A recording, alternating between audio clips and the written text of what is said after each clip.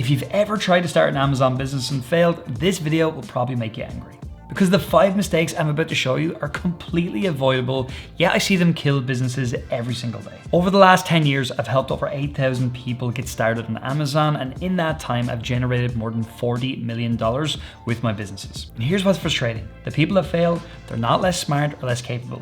They're just making the same predictable mistakes. I made every single one of these mistakes when I started. It cost me thousands of dollars and also 2 years of my life. But here's what nobody tells you. These mistakes don't just cost you money. They actually make you think you're not cut out for business. And that's the real damage. So if you're stuck, struggling, or thinking about giving up, stick with me. You've probably been told you need to invent something, create a brand, or design packaging. I mean, that's exactly what I thought whenever I started. I spent months researching products, talking to manufacturers in China, and trying to come up with the next big thing. And what did I have to show for it? Well, I lost $3,000 and it took me almost 6 months before I made a single sale. But here's what nobody told me. I was trying to create demand instead of capturing demand that already existed. It's like trying to create a brand new cafe across the road from a Starbucks when there's already a massive line of people queuing outside that Starbucks. I mean, why not just serve the coffee they already want? There are millions of products on Amazon that you can buy wholesale, products that are already proven sellers. While everybody else is spending months trying to invent the next big thing, you could be selling products that people are already buying every day. And look, I'm not saying private label, aka selling your own brand of products doesn't work, but it's risky, expensive, and takes a long time. And so when you're starting out, why not sell products that are already proven? The market has already done the hard work. You just need to get involved. But here's the reality. Most people miss out on this opportunity because they think it's too simple or it's not exciting enough. And that's exactly why it works. You've been told to follow your passion, right? But here's the thing.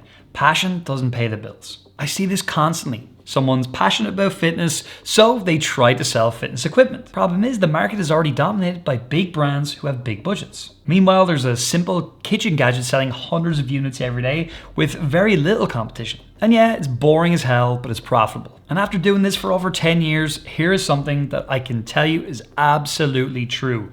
You do not need to be passionate about what you sell. Instead, be passionate about the life that these products can give you. I'm talking about the freedom to work from home, not having to ask permission to have a day off, and actually having some money left over at the end of the month. In my opinion, that's what you should be passionate about. So when I'm looking for products, I don't care if they're exciting. I care if they sell consistently, have good profit margins, and aren't overly competitive. You know what's funny? Boring products often make the most money because most people are out there chasing all the exciting stuff. I've got some tough love for you. If you're trying to start an Amazon business with maybe $100 or $200, it's just not realistic. So let me break down some maths for you. Let's say you're selling a product that sells for $20. Now, just for basic mathematics, let's say you can buy that for 10. Let's just imagine after all Amazon fees are paid, you make $6 profit. If your total budget is $200, you know you can only buy 20 units. And even if you sell them all, let's say for this example, you'd make $120 in profit, right? Which is not bad. But here's the reality. These 20 units are going to sell out quickly.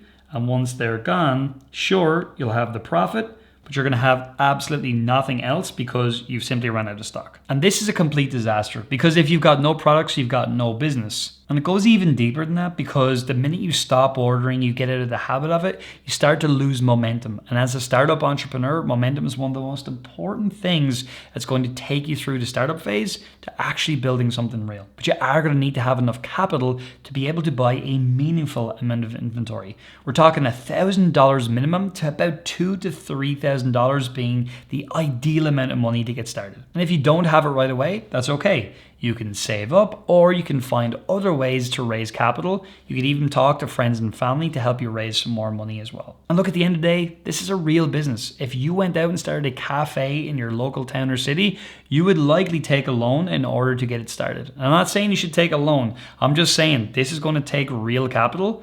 But when you put the money in and you put it into the right system, you can really build something real.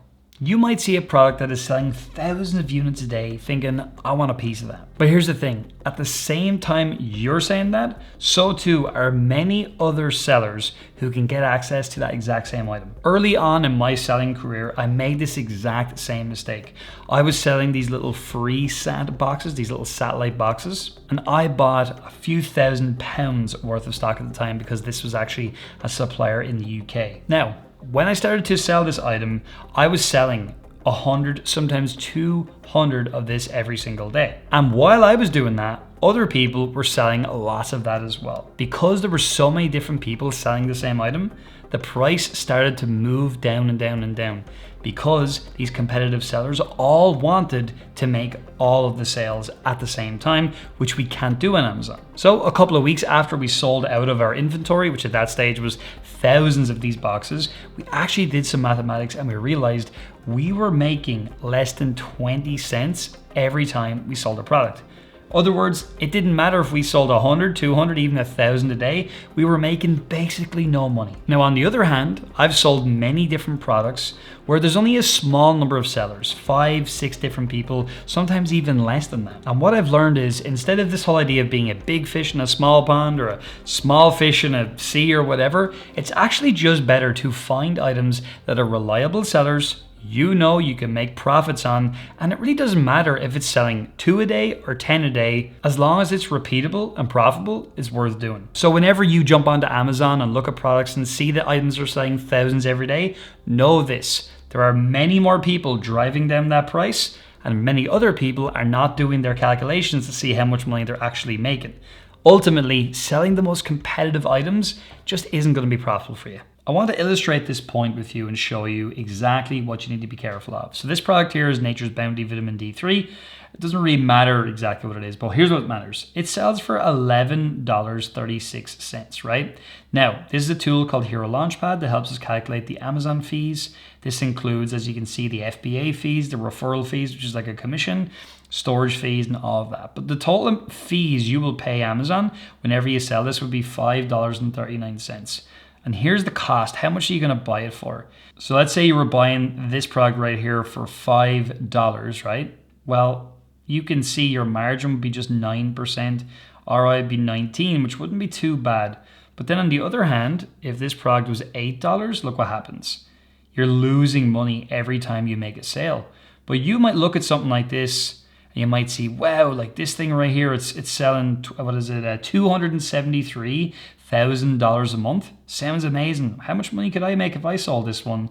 But then if you're not buying it at the right price, even if you're buying it for $7, like you can see you're losing money there. If you bought it for $6, you're just breaking even. You're actually losing a little bit of money near the end of the year. There's no point doing it if you're at this level. So obviously buying it at the right price, knowing your Amazon fees is incredibly important because we're in this business to make money at the end of the day. If these do not make money and you're not making a margin of 15 to 20%, your ROI similar or more, right? How much you're actually growing your money by every time you make a sale. Like if you're not making money here, there's just no point selling something like this, even though it's selling hundreds of thousands of dollars a month. It's a little bit like my previous story, although that was a bit more about a race to the bottom. This is more about just knowing that you've got to use tools like Hero Launchpad to calculate your fees, know your cost price, know every single cost involved to make certain you're making money.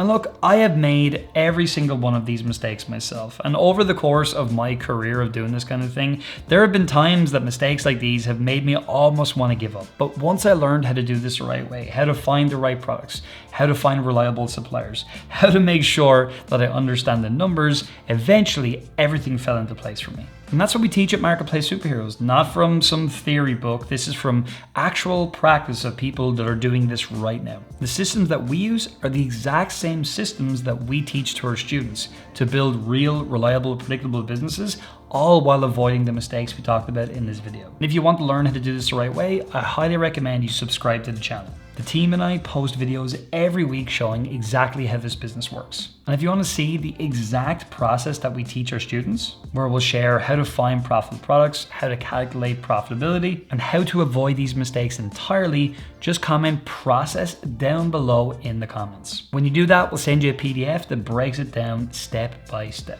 But here's the thing, you don't have to make these mistakes. You can just learn how to do this the right way from us. And so with that said, thanks for watching, and I'll see you in the next one.